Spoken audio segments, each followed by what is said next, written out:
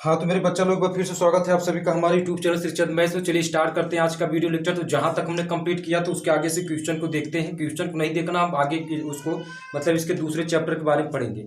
अब तक हम क्या पढ़ रहे थे, बीमीय विश्लेषण के अंतर्गत हमने जितने भी आपके बेसिक कॉन्सेप्ट, जितने भी न्यूमेरिकल थे, जितने भी क्वेश्चन थे उसको हमने सॉल्व कर लिया था। ठीक है, चलिए स्टार्ट करते हैं। तीसरे चैप्टर को स्टार्ट करते हैं। तीसरा चैप्टर आपके एनसीईआरटी बुक में होगा। तीसरा चैप्टर हमको क्या पढ़ना है, बात को समझो। तीसरा चैप्टर हमको क्या पढ़ना है, मतलब तीसरा चैप्टर हमारे पास ये है। तीसरे चैप्टर का नाम हमारे पास क्या, सबके पास होगा, वेक्टर विश्लेषण। चैप्टर का नाम क्या लिख लेते हैं यहाँ पर, वेक्टर विश्लेषण एवं प्रक्षेप गति। क्या पढ़ना है, वेक्टर विश्लेषण एवं प्रक्षेप गति। इसमें हमको दो कॉन्सेप्ट पढ़ना है। वेक्टर विश्लेषण कहो या इसको हम बोल सकते हैं सदिश विश्लेषण। क्या बोल सकते हैं, सदिश विश्लेषण। साथ साथ में तुम लोग नोट भी करते रहो, बात को समझो। इसको तुम लोग क्या कर सकते हो, वेक्टर विश्लेषण कहो या सदिश विश्लेषण कहो। ये आपका पहला टॉपिक जो हमको पहले पढ़ना है। दूसरा टॉपिक मेरे भाई क्या है, आपको प्रक्षेप गति के बारे में पढ़ना है। प्रक्षेप गति ये दूसरा टॉपिक पढ़ेंगे, इसको हम बाद में पढ़ेंगे। ठीक है, तो सबसे पहले जो आज का वीडियो लेक्चर होगा इसमें हम क्या पढ़ेंगे, वेक्टर विश्लेषण यानी सदिश विश्लेषण के बारे में पढ़ेंगे। तो बात को समझो, जैसे हमने बेसिक कॉन्सेप्ट में तुमको बताया था कि जो भौतिक राशियां होती है वो कितने प्रकार की भौतिक राशियां होती हैं। भौतिक राशियां कितने प्रकार की होती है, दो प्रकार की भौतिक राशियां हमने बताया था। ठीक है, लेकिन आज तुम लोग तीन प्रकार की भौतिक राशियों को समझोगे। ठीक है, अभी तक हम क्या जान रहे थे, दो प्रकार की भौतिक राशियां जानते थे। पहली जो भौतिक राशि हम जानते थे आपका क्या होता है, अदिश राशि। क्या होता है, अदिश राशि। अच्छा, अदिश राशि किसे कहते हैं, बात को समझो। हमने ये बताया था कि वे भौतिक राशियां जिसमें क्या हो, परिमाण केवल व केवल क्या हो, परिमाण हो, दिशा का अता पता ना हो, उसे हम क्या बोलते हैं, अदिश राशियां बोलते हैं। जैसे मान लीजिए, बात को समझो, जैसे आपको द्रव्यमान को मापना है। किसको मापना है, द्रव्यमान को मापना है। तुम लोग ये कह दो कि 5 किलोग्राम, 8 किलोग्राम, 10 किलोग्राम। ठीक है, इस तरीके से कह दो कि भाई द्रव्यमान को किससे मापोगे, किलोग्राम मापोगे। तो तुम लोग क्या करोगे, 5 किलोग्राम, 8 किलोग्राम, 10 किलोग्राम ये कह सकते हो। अब तुम लोग को ये नहीं कहना कि 5 किलोग्राम उत्तर की ओर या 5 किलोग्राम दक्षिण की ओर, 5 किलोग्राम दक्षिण, ये सब हमको नहीं करना। जैसे आप लोग क्या किए, जैसे एक दूसरे एग्जाम्पल के माध्यम से समझो। जैसे आप बाजार गए और बाजार मान लीजिए आप सब्जी खरीदने के लिए गए और सब्जी वाले साहब ने ये कहा कि 5 किलोग्राम आलू दे दीजिए, 5 किलोग्राम आलू उत्तर की तरफ दीजिए, उत्तर की तरफ दीजिए। तो सब्जी वाला क्या करेगा, 5 किलोग्राम आलू उत्तर की तरफ उठाकर फेंक देगा। ठीक है, तब तुम उसको ये कहोगे यार तुम बहुत बदतमीज हो। ठीक है, मैंने आपसे क्या किया, 5 किलोग्राम आलू मांगा तो तुमने उत्तर की तरफ फेंक दिया। तो इसमें बदतमीजी उसने नहीं की, बदतमीजी तुमने की। क्यों, क्योंकि उसको उसको तुमने क्या बताया, उसको तुमने क्वांटिटी के साथ क्या मतलब मैग्नीट्यूड के साथ क्या बता दिया, डायरेक्शन भी बता दिया। तुमको ये कहना चाहिए था कि 5 किलोग्राम हमको आलू दे दीजिए, तो क्या करता, सीधा सीधा 5 किलोग्राम आलू तुमको दे देता। लेकिन तुमने इसमें बदतमीजी ये कही कि 5 किलोग्राम बोला। ठीक है, 5 किलो मतलब परिमाण तो बोला, परिमाण के साथ तुमने उसको डायरेक्शन बता दिया कि उत्तर की तरफ दीजिए। ठीक है, तो गलती तुमने क्या की, गलती तुमने की। ठीक है, कि 5 किलोग्राम के बजाय मतलब 5 किलोग्राम तुमने कहा और डायरेक्शन बता दिया कि उत्तर की तरफ। ठीक है, तो ये आपका क्या हुआ, इस प्रकार की जो राशि होती है वो आपकी क्या होती है, जब केवल और केवल हमको क्या करना पड़े, जब हमको केवल केवल मैग्नीट्यूड बताना पड़े तो वो आपकी जो राशि होती है वो आपकी क्या होती है, अदिश राशि होती है। ठीक है, तो मतलब इस प्रकार की राशि हम क्या बोलते हैं, इस प्रकार की राशि को हम क्या बोलते हैं, इस प्रकार की राशि को हम क्या बोलेंगे, इस हम क्या बोलेंगे, अदिश राशि बोलेंगे। क्या बोलेंगे, अदिश राशि बोलेंगे। मतलब एक ऐसी भौतिक राशि है जिसमें आपका क्या हो, केवल व केवल, जिसमें आपका क्या हो, केवल व केवल आपका क्या हो, परिमाण हो, उसे हम क्या बोलते हैं, अदिश राशि बोलते हैं। जिसमें आपका क्या हो, डायरेक्शन का कोई अता पता ना हो, उसे हम क्या बोलते हैं, अदिश राशि बोलते हैं। ठीक है, चलिए देखिए, इस चैप्टर में तुमको अदिश राशि के बारे में नहीं पढ़ना है, क्योंकि अदिश राशियों का जोड़ घटाना जो होता है बहुत सिंपल होता है, उसको हम गणितीय रूप से कर सकते हैं। बात को समझो, अदिश राशियों का जोड़ घटाना जो होता है वो आप कर सकते हो। जैसे मैं आपसे ये कह दूं कि 5 किलोग्राम में आप 8 किलोग्राम जोड़ दो बाबू जी, तो 5 किलोग्राम में अगर हम 8 किलोग्राम जोड़े तो आपको कितना होगा, 8 5 13, 13 किलोग्राम होगा।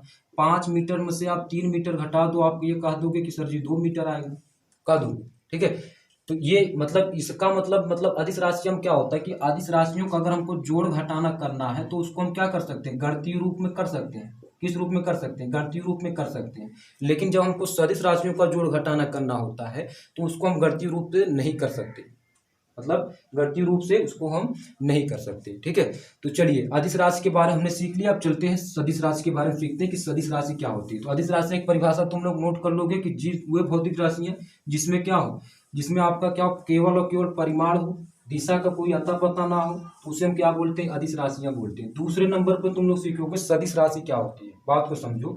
दूसरे नंबर पर तुमको क्या सीखना है, सदिश राशि।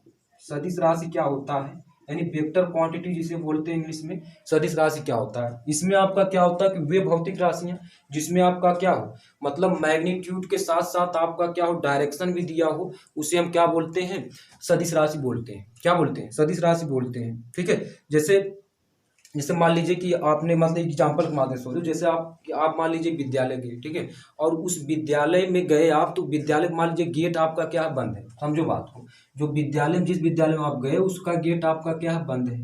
ठीक है, और जो विद्यालय का जो आपका चपरासी है वो आपका क्या कर रहा है, मान लीजिए कोई काम कर रहा है, वो आपका क्या कर रहा है, मान लीजिए कोई काम कर रहा है, पौधों की सिंचाई कर रहा है या और कोई काम कर रहा है।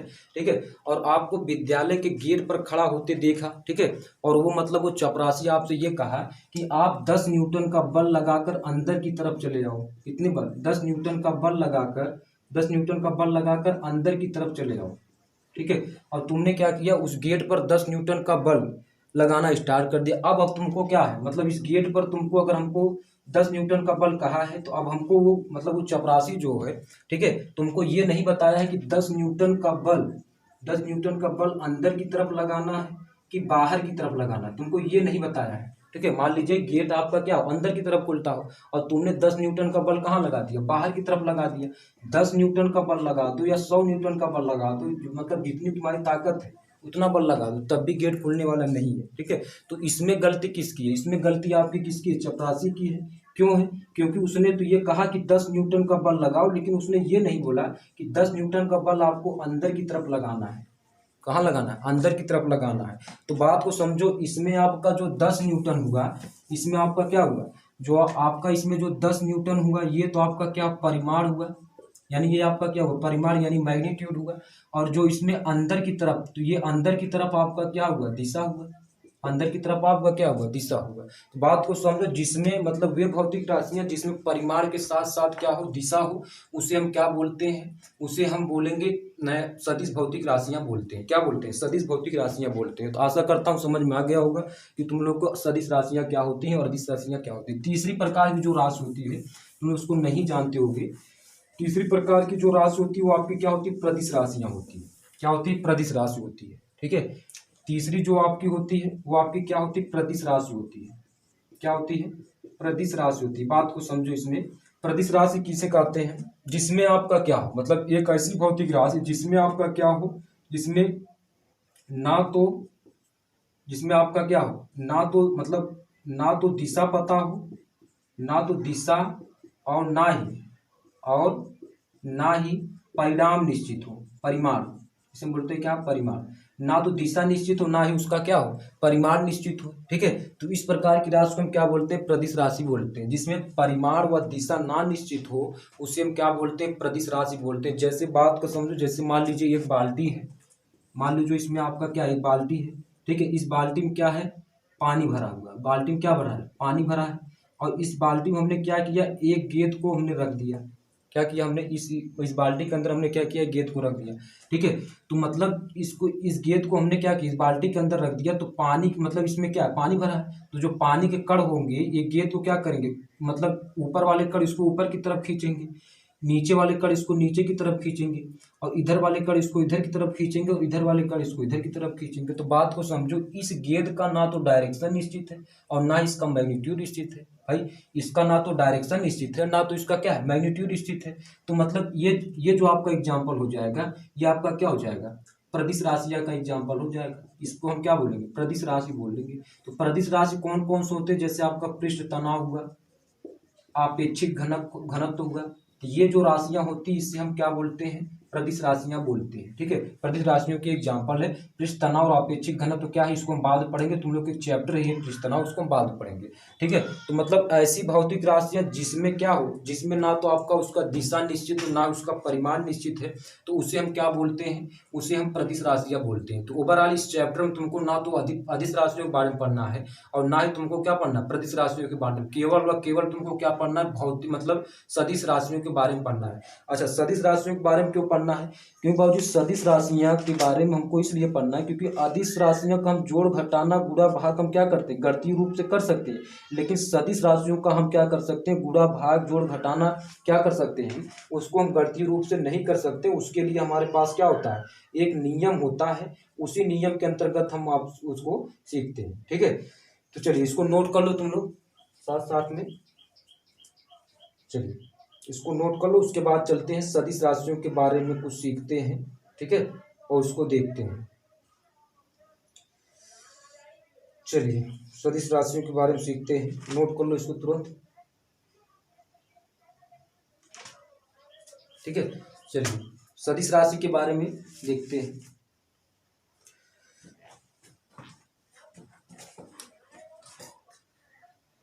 तो ओवरऑल हमको क्या पढ़ना है, केवल सदिश राशियों के बारे में पढ़ना है। ठीक है, चलिए इसको रब कर दें, तुम लोग को समझ में आ गया होगा। ठीक है, चलिए इसको रब करते हैं, सदिश राशि के बारे में पढ़ते हैं। ठीक है, सदिश विश्लेषण के बारे में हमको पढ़ना है, ये दो राशियों को हमको छोड़ देना है। ठीक है, चलिए इसमें पढ़ते हैं, सदिश राशियों के बारे में पढ़ते हैं। अच्छा देखो, इसमें अगर मान लो, समझो बात को, इसको हम क्यों पढ़ेंगे, जैसे समझो कि अगर मान लीजिए हमने एक मान लीजिए एक लकड़ी का एक ब्लॉक है, क्या है, लकड़ी का ब्लॉक है, समझो बात को, ये आपका क्या लकड़ी का ब्लॉक है। हमने इसमें क्या किया कि 3 न्यूटन का बल हमने इधर लगा दिया, 3 न्यूटन का बल इधर लगा दिया, और 7 न्यूटन का बल हमने क्या किया, इधर लगा दिया। ठीक है, अब मैं आपसे ये पूछूं कि इसका परिणामी बल कितना होगा, परिणामी बल कितना होगा, तो मैथ वाले जवाब देंगे कि यार 3 न्यूटन का बल इधर लग गया, 7 न्यूटन का इधर बल लग गया, तो 7 और 3 जोड़ देंगे तो 10 न्यूटन आएगा। तो भाई गलती कर दिए, 10 न्यूटन इसका नहीं आएगा। इसी कॉन्सेप्ट को समझने के लिए हमको क्या पढ़ना पड़ता है, एक नियम पढ़ना पड़ता है, जिसे हम क्या बोलते हैं, वो नियम आपका किसके अंतर्गत आता है, सदिश विश्लेषण के अंतर्गत आता है, वेक्टर क्वांटिटी के अंतर्गत आता है। ठीक है, तो इसका जो परिणामी बल होगा मेरे भाई, 7 आपने इधर लगा दिया, 3 इधर लगा दिया, इसका कितना हो जाएगा, 4 न्यूटन आ जाएगा। कितना आ जाएगा, 4 न्यूटन आ जाएगा। ठीक है, जैसे एक मान लीजिए, फिर से समझो, एक मान लो लकड़ी का ब्लॉक इधर है। ठीक है, इधर हमने क्या किया, इधर मान लीजिए हमने 3 न्यूटन का बल लगा दिया, कितना, 3 न्यूटन का बल लगा दिया, इधर 4 न्यूटन का बल लगा दिया।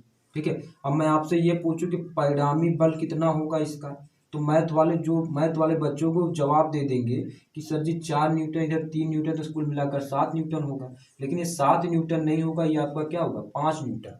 ठीक है, कितना परिणामी बल लगेगा, 5 न्यूटन बल लगेगा। तो तुम लोग 5 न्यूटन का बल लाने के लिए क्या करोगे, जोड़ घटाना गुणा भाग करो, कि क्या कर दो कि 5 न्यूटन का बल आ जाए। तो इसके लिए तुम लोग कुछ करना नहीं होता, इसके लिए आपका क्या होता है, एक नियम होता है, उसी नियम को पढ़ेंगे। ठीक है, ठीक है, उसी नियम को पढ़ेंगे तो इन सब सारी चीज़ों के बारे में हम सीख लेंगे। ठीक है, चलिए अब इसमें पहले नियम को पढ़ने से पहले तुम लोग को ये समझो कि आपका क्या होता है कि सदिश राशियों का निरूपण कैसे करते हैं। मान लीजिए कोई राशि है, सदिश राशि है, तो उसका निरूपण हम कैसे करेंगे भाई, उसको पहचानने के लिए हमारे पास तो कुछ शक्ति होनी चाहिए, उसको कैसे पहचानेंगे। जैसे मान लीजिए बल है, तो बल का आपका क्या होता है भाई, बल का जो इंग्लिश होता है क्या होता है, फोर्स होता है। क्या होता है, फोर्स, यानी एफ से डिनोट करते हैं भाई। जो बल एफ है, तो ये आपका क्या है, ये एक प्रकार का आपका क्या सदिश राशि है, आपका क्या वेक्टर क्वांटिटी है। तो इसको अगर हमको निरूपित करना भाई, सदिश में निकालना है, इसका हमको प्रतीक निकालना है, तो हम किसको क्या कर देंगे, यफ यहाँ लिख देंगे, क्या लिखेंगे, यफ लिख देंगे, क्या लिखेंगे, यफ लिख देंगे। और तुम लोग क्या करोगे, एक बार यफ लिखोगे, उसके बाद उस पर एक बार और यफ चला, मतलब एक बार और पेन चला दोगे। ठीक है, तो थोड़ा गहरा हो जाएगा। अब इसके ऊपर हम क्या कर देंगे, एक ऐसे एरो लगा देंगे, क्या लगा देंगे, एक ऐसे एरो लगा देंगे। तो जो ये यफ बता रहा है, यफ आपका क्या बन रहा है, परिमाण बता रहा है, ये आपका यह परिमाण बताएगा। और जो आपका ये एरो बताएगा, ये एरो आपका क्या बताएगा, दिशा बताएगा। एरो आपका क्या बताएगा, दिशा बताएगा। समझो बात को, यानी जो यफ होगा वो आपका क्या बताएगा, परिमाण बताएगा, और जो एरो होगा वो आपका क्या बताएगा, दिशा बताएगा। ठीक है, इसका जो दूसरा तरीका होता है, इसको दूसरे तरीके से कैसे समझ सकते हो, जैसे मान लीजिए कि ऐसे समझो कि इसको दूसरे तरीके के लिए हम क्या कर देंगे, एक बड़ा सा लाइन कर देंगे। समझो बात को, दूसरा तरीका समझो तुम लोग कि मान लीजिए अगर कोई, मान लीजिए एक पुरुष है, बात को समझो कि मान लीजिए एक आपका पुरुष है, एक आपका क्या है, पुरुष है, वो क्या कर रहा है कि 50 किलोमीटर क्या कर रहा है, 50 किलोमीटर पूरब की तरफ चल रहा है। किस तरफ चल रहा है, 50 किलोमीटर पूरब की तरफ चल रहा है, और 40 किलोमीटर चल रहा है आपका उत्तर की तरफ। अब ये क्यों चल रहा है ये हमको पता नहीं, क्वेश्चन वाले ने क्वेश्चन तो मतलब पूछा है। तो मान लीजिए कोई पूछ लिया कि एक व्यक्ति है 50 किलोमीटर पूरब की तरफ चल रहा है, 40 किलोमीटर उत्तर की तरफ चल रहा है। बात को समझो, 50 किलोमीटर कहाँ चल रहा है? पूरब की तरफ। और 40 किलोमीटर क्या चल रहा है? उत्तर की तरफ चल रहा है। ठीक है। और इसमें आपसे ये पूछे कि इसका परिणामी कोण मतलब परिणामी दूरी कितना हुआ। ठीक है। तो मेरे भाई बात को समझो, 50 किलोमीटर लाइन खींचना हमारे लिए संभव तो होगा नहीं। तो इसके लिए हम क्या करेंगे, एक पैमाना मान लेंगे। क्या मान लेंगे? एक पैमाना मान लेते हैं कि जो 10 किलोमीटर है, 10 किलोमीटर आपका होगा वह 1 सेंटीमीटर के बराबर होगा। क्या होगा? जो इसका 10 किलोमीटर होगा वो आपका क्या होगा? 1 सेंटीमीटर के बराबर होगा। तो जो 50 किलोमीटर ये पूरब की तरफ जो चला है, तो इसका मतलब ये हो जाएगा, कितना हो जाएगा? 5 सेंटीमीटर हो जाएगा। ठीक है, क्योंकि 10 किलोमीटर बराबर 1 सेंटीमीटर। 40 किलोमीटर जो उत्तर की तरफ चला है वो इसका कितना हो जाएगा? 4 सेंटीमीटर हो जाएगा। कितना हो जाएगा? 4 सेंटीमीटर हो जाएगा। ठीक है। और जो मतलब पढ़ने में जो हमने पूरब पश्चिम उत्तर दक्षिण का जो निर्धारण करते हैं हम इस तरीके से करते हैं। समझो बात को, किस तरीके से? इस तरीके से करते हैं। इधर आपका ईस्ट होता है, इधर आपका वेस्ट मतलब वेस्ट होता है, और इधर आपका क्या होता है? नॉर्थ होता है। इधर आपका क्या होता है? साउथ होता है। मतलब ये आपका क्या है? पूरब है। ये आपका क्या? पूरब है। इधर आपका क्या है? पश्चिम है। ठीक है। इधर आपका क्या होता है? उत्तर है। ठीक है। और इधर आपका क्या होता है? दक्षिण होता है। ठीक है। मतलब पढ़ने में ये होता है, घर वालों से बताओगे तुम लोग कहोगे यही पढ़े हो, ऊपर ऊपर उत्तर बता रहे हो। ठीक है।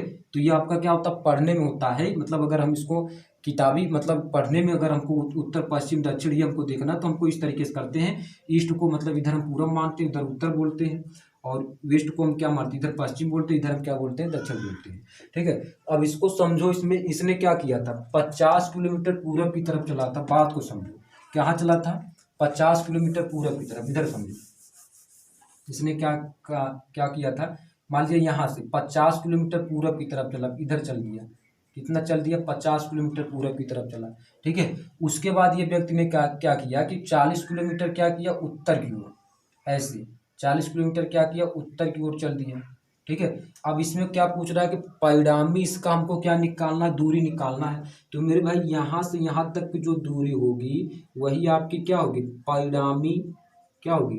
परिणामी दूरी होगी इसकी। यहाँ से यहाँ तक की दूरी आपकी क्या होगी? परिणामी दूरी होगी। भाई 40 किलोमीटर के लिए हमने पैमाना माना था, ये 40 किलोमीटर के लिए हम क्या मानते थे? मतलब कितना हो जाएगा? 4 सेंटीमीटर हो जाएगा। 50 किलोमीटर के लिए 5 सेंटीमीटर हो जाएगा। अब तुम लोग मतलब मैथ में एक फार्मूला ये ट्रायंगल को देख कर तुम लोग समझ गए होंगे कि अब कहीं ना कहीं हमको इसमें पाइथागोरस प्रमेय का प्रयोग करना पड़ेगा। ठीक है।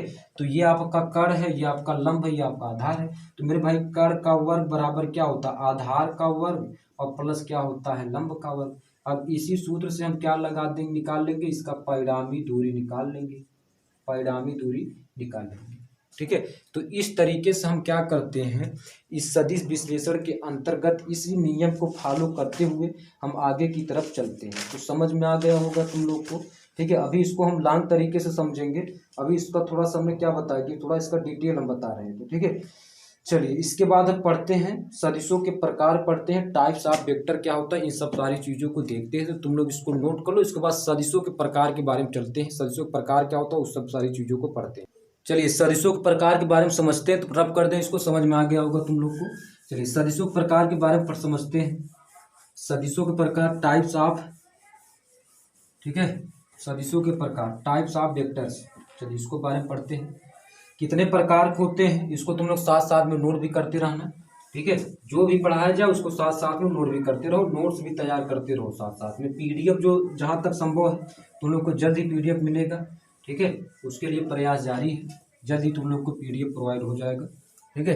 चलिए अब समझते हैं, आपका सदिशों के प्रकार के बारे में समझते हैं।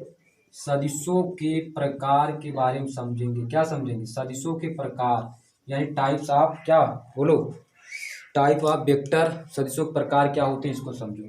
सदिशों पहला जो आपका होता है ये आपका क्या होता है? मतलब समान वेक्टर। क्या होता है? समान वेक्टर किसे कहते हैं उसको पहले समझो। समान वेक्टर, इसके अंतर्गत आपका दूसरा जो होता है वो आपका क्या होता है? विपरीत वेक्टर। क्या होता है? विपरीत वेक्टर क्या होता है? विपरीत वेक्टर बोलता है। ठीक है, समान वेक्टर और विपरीत वेक्टर क्या है उसको समझो तुम लोग। ठीक है, थोड़ा कायदे में लिखते हैं, समान वेक्टर है ना, तो इसको क्या लिखेंगे, समान वेक्टर, समान वेक्टर। ठीक है, क्या होता है बात को समझो, मतलब दो या दो से अधिक ऐसे सदिश, बात को समझो, इसका समान वेक्टर की तुम लोग परिभाषा क्या लिखोगे, साथ में लिख लो।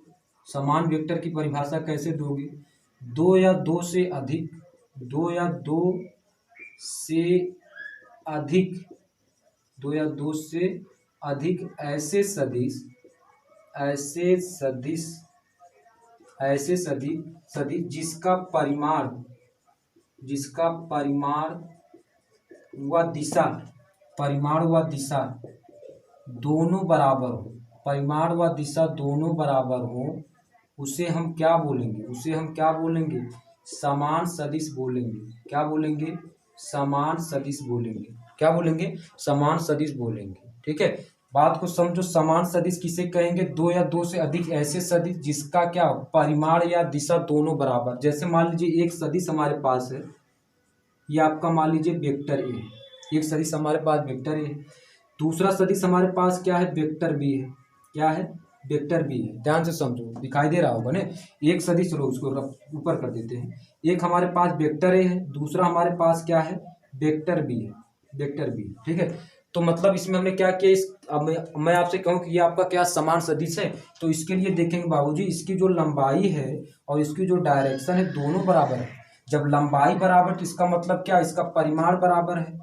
लंबाई बराबर होने का मतलब ये हुआ कि इसका क्या है, परिमाण बराबर है, इसका क्या है, परिमाण बराबर है, और इसकी क्या है, जो डायरेक्शन है यानी जो दिशा है वो भी आपका क्या है, बराबर है, वो भी आपका क्या है, बराबर है। तो इसका मतलब ये है कि जो ये आपका क्या होगा, यानी ये जो आपके दो सदिश हैं ये आपके क्या होंगे, समान सदिश हो जाएंगे। यानी हम कह सकते हैं कि वेक्टर ए बराबर आपका क्या है, वेक्टर बी है।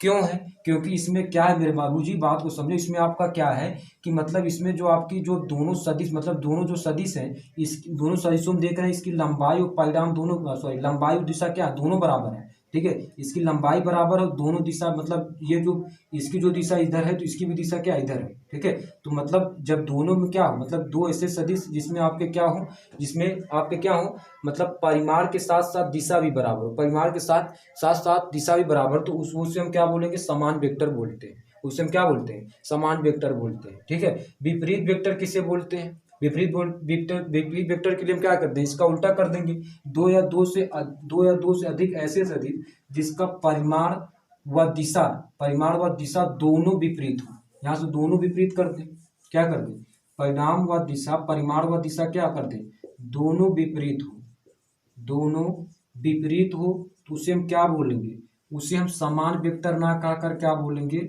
विपरीत वेक्टर बोलेंगे। क्या बोलेंगे, विपरीत वेक्टर बोलेंगे। क्या बोलेंगे, विपरीत वेक्टर बोलेंगे। इसमें आपका क्या होगा, देखो बात को समझो, इसमें आपका क्या होगा, मान लीजिए दो या दो से अधिक हम सदिश मतलब ले रहे हैं, एक आपका मान लेते हैं, ऐसे करते, एक आपका वेक्टर ए है और दूसरा आपका क्या है, मान लीजिए वेक्टर बी है, ये आपका क्या है, बी है, और एक आप इसमें कर देते हैं सी, एक हम क्या कर देते हैं, सी। इसमें देख रहे हैं दो या दो से ऐसे सदिश हैं, दो या दो से अधिक सदिश हैं। ठीक है, तो इसमें हम ये कहते हैं कि क्या ये वेक्टर ए और वेक्टर बी आपका विपरीत वेक्टर है, तो विपरीत वेक्टर की परिभाषा पर चले आएंगे, दो या दो से अधिक ऐसे सदिश जिसका परिमाण व दिशा दोनों विपरीत हो। तो यहाँ देख रहे हैं परिमाण भी क्या, मतलब परिमाण व दिशा क्या है, दोनों विपरीत है। ठीक है, मतलब ना तो इसकी लंबाई बराबर है और ना ही तो इसका क्या है, दिशा बराबर है। दिशा मतलब इसकी दिशा इधर तो इसकी दिशा इधर है, तो इसका मतलब यह है कि वेक्टर ए बराबर क्या है, वेक्टर बी के। लेकिन इसमें आपका क्या है कि वेक्टर ए से इसमें क्या है, ये दुश्मनी है इसकी, मतलब इसकी दिशा इधर है तो इसकी दिशा इधर है, तो इसके लिए हम क्या लगा देंगे, माइनस लगा देंगे। क्या लगा देंगे, माइनस लगा देंगे। तो वेक्टर ए और वेक्टर मतलब माइनस बी, ये आपका क्या है, विपरीत वेक्टर है। ये आपका क्या है, विपरीत वेक्टर है। ये आपका क्या है, विपरीत वेक्टर है। और वेक्टर ए बराबर जो वेक्टर सी है, ये आपका क्या है, ये आपका क्या है, समान वेक्टर है। क्यों है, क्योंकि इसमें यह देख रहे हैं इसका परिमाण, वेक्टर और वेक्टर सी का परिमाण भी बराबर और डायरेक्शन भी बराबर है, तो ये आपका क्या है, समान वेक्टर है। और इसमें आपका ये देखते हैं वेक्टर बी बराबर किसके हो जाएगा, वेक्टर सी के। लेकिन यहाँ देखो इसकी दिशा इधर, इसकी दिशा इधर है, तो यहाँ हम क्या लगा देंगे, माइनस। तो ये आपका क्या हो जाएगा, ये आपका क्या होगा, विपरीत वेक्टर होगा।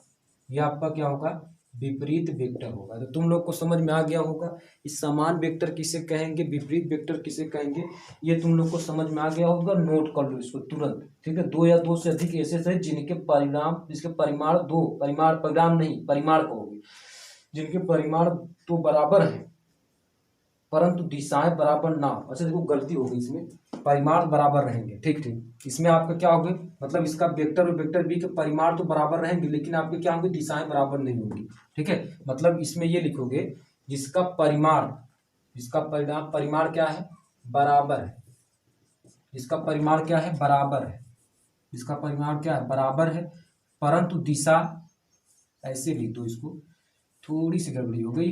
दो या दो से अधिक ऐसे सही जिनका परिमाण क्या है, बराबर हो, जिनका परिमाण क्या हो, बराबर हो, परंतु क्या हो, परंतु दिशा बराबर ना हो, परंतु दिशा बराबर ना हो, उसे हम क्या बोलेंगे, उसे हम विपरीत वेक्टर बोलेंगे। ध्यान से समझो, इसमें आपका जो परिमाण होगा, थोड़ा इसको बढ़ा देंगे, इसमें जो आपका परिमाण होगा यानी इसकी जो लंबाई है इसकी बराबर होगी, लंबाई इसकी क्या होगी, बराबर होगी, लेकिन इसकी दिशाएं क्या, दिशा क्या होगी, बराबर नहीं होगी। तो थोड़ा तो डिफिनेशन जो लिखना उसमें थोड़ा सा ये मिस कर देना, थोड़ा इसको मतलब वहां से उसको लिख लेना कि दो या दो से अधिक ऐसे सदिश जिसका परिमाण बराबर हो परंतु दिशा बराबर ना हो, उसे हम क्या बोलते हैं, उसे हम विपरीत वेक्टर बोलते हैं। जैसे इसमें आपकी जो इसकी मतलब इस सदिश की, इस सदिश की क्या लंबाई बराबर है, लंबाई बराबर होने का मतलब क्या है, इसका सदिश बराबर है, मतलब सॉरी इसका क्या परिमाण बराबर है।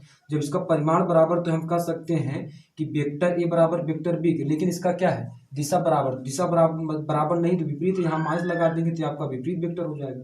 वेक्टर और वेक्टर सी इसका लंबाई बराबर और दिशा बराबर तो ये आपका समान वेक्टर हो जाएगा। वेक्टर बी और वेक्टर सी माइनस सी, ठीक है, तो ये आपका क्या है, विपरीत वेक्टर है। क्यों, क्योंकि यहाँ देख रहे हैं इसकी दिशा इधर है, इसकी दिशा इधर है, परिमाण तो बराबर है लेकिन आपके क्या है, दिशा बराबर नहीं है, तो ये आपका क्या हो जाएगा, विपरीत वेक्टर हो जाएगा। तो नोट कर लो इसको। इसके बाद आगे चलते हैं, इसमें आगे देखते हैं। आगे आपका जो है समान वेक्टर है, आगे हम पढ़ते हैं शून्य सदिश के बारे में पढ़ते हैं। दूसरा जो इसका टाइप है, दूसरे प्रकार के बारे में समझते हैं, दूसरा इसका क्या है, ठीक है, दूसरा इसके प्रकार के बारे में समझते हैं। दूसरा इसको हमारे पास है, दूसरा नहीं इसमें तीसरा होगा, तीसरा हमारे पास है। तीसरा जो है उसे हम क्या बोलते हैं, शून्य सदिश बोलते हैं। क्या बोलते हैं, शून्य सदिश बोलते हैं। क्या बोलेंगे, सदिशों के प्रकार में शून्य सदिश क्या है। चलो इधर देख लेते हैं, सदिशों के प्रकार पढ़ रहे हैं भैया तुम लोग को, सदिशों के प्रकार। इसमें समझोगे तुम लोग क्या, तीसरा वाला पॉइंट, तीसरा वाला पॉइंट समझोगे, शून्य सदिश क्या होते हैं, शून्य सदिश क्या होते हैं, बात को समझो। मतलब ऐसे सदिश जिनका परिमाण क्या हो, जिनका परिमाण शून्य हो, उसे हम क्या बोलते हैं, उसे हम शून्य सदिश बोलते हैं। इसको मानना पड़ेगा कि मतलब ऐसे दो सदिश मान ले जिनका परिमाण क्या हो जाए, शून्य हो जाए, तो उसे हम क्या बोलते हैं, शून्य सदिश बोलते हैं। जैसे बात को समझो, इसमें हम मान लीजिए हमारे पास ये वेक्टर ए है, या हमारे पास वेक्टर ए है और ये हमारे पास क्या है, वेक्टर बी है। तो यहाँ देखेंगे वेक्टर ए बराबर किसके है, वेक्टर बी के, लेकिन इनकी दिशा बराबर नहीं तो माइनस लगा देंगे, ठीक है।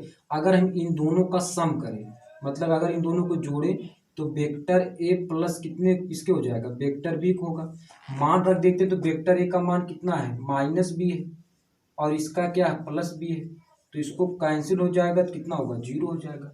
तो मतलब ऐसे दो सदिश जिनका परिमाण क्या हो, जीरो हो, ऐसे दो सदिश कोई भी मतलब सदिश मान सकते हो, बस ऐसा मानना जिनका परिमाण क्या हो जाए, जीरो हो, तो उसे हम क्या बोलते हैं, उसे हम शून्य सदिश बोलेंगे। क्या बोलेंगे, शून्य सदिश बोलेंगे, ठीक है। तो मतलब ऐसे सदिश जिनका परिमाण क्या हो, जीरो हो, उसे हम क्या बोलते हैं, शून्य सदिश बोलते हैं। तीसरा हुआ आपका, चौथे इसका चलते हैं। चौथा जो आपका है, चलिए चौथा इसको नोट कर लो तुरंत। चौथा चलते हैं, एकांक सदिश क्या होता है उसके बारे में समझते हैं। एकांक सदिश क्या होता है उसके बारे में पढ़ते हैं, ठीक है। चलिए नोट कर लो तुरंत इसको। तो उसके बाद एकांक सदिश क्या होता है इसको पढ़ते हैं। तो नोट कर लिए होगे तुम लोग। चलिए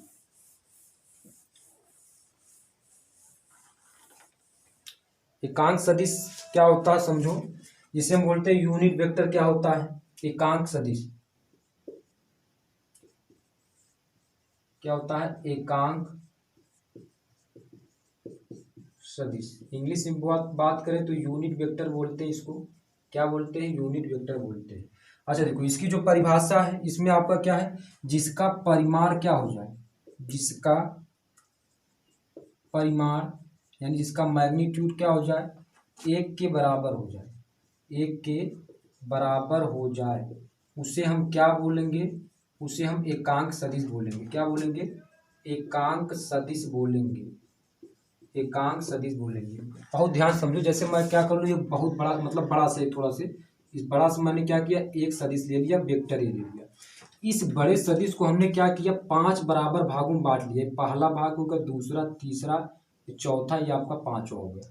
मान लीजिए ये आपका पहला भाग ये दूसरा भाग ये तीसरा भाग चौथा भाग पांचवा भाग हो गया। तो भाई ये ए है तो ये भी आपका क्या होगा ए होगा।